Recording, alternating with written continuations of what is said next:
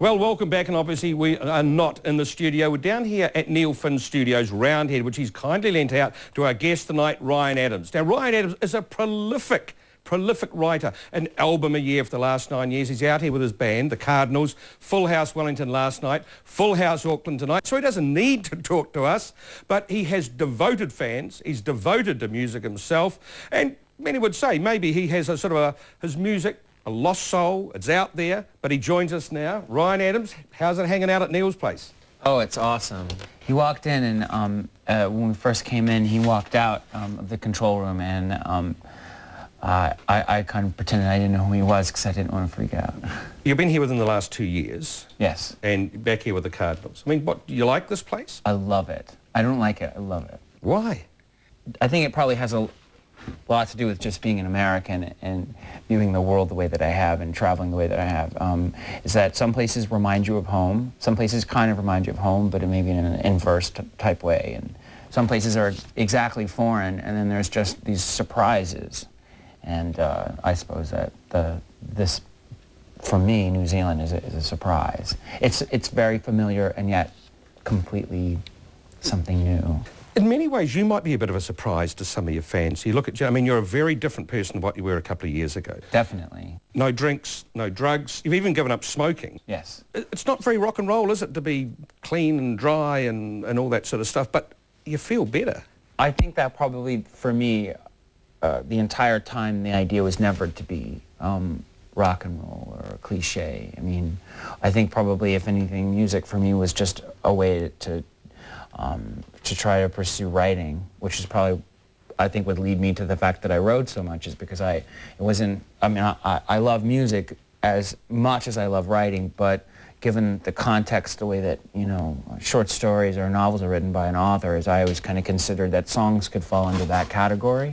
And my life updated the music, things like that. So, yeah, but you're right, definitely. I mean, being clean and sober and not smoking, I mean, it's not necessarily rock and roll, but luckily it definitely is a benefit to art and music. You love the writing, you're a prolific writer, but are you contemplating giving up performing?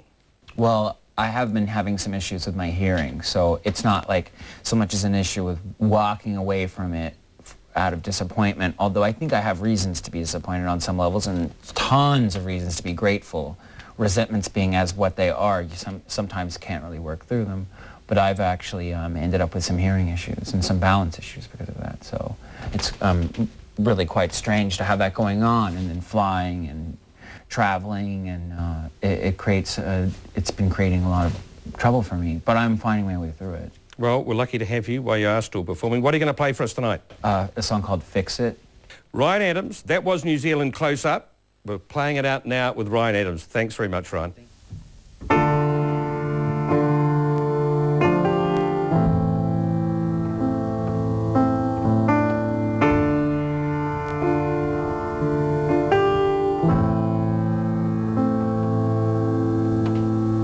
What makes them walk away after all these years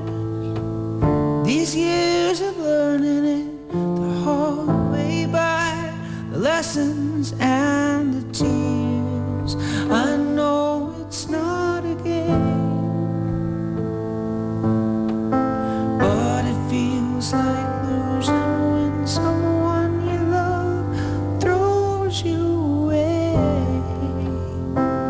I'd fix it, I'd fix it, I'd fix it, I'd fix it if I could. And I'd always win, I'd always win, I always win in the end.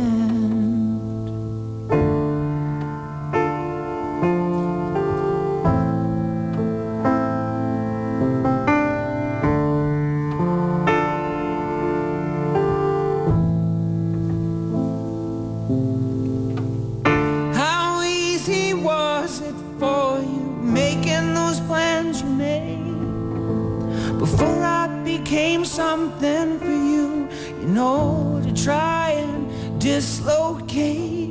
Oh.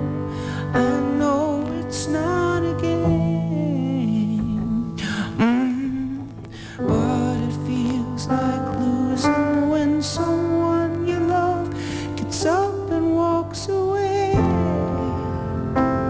I'd fix it. I'd fix it.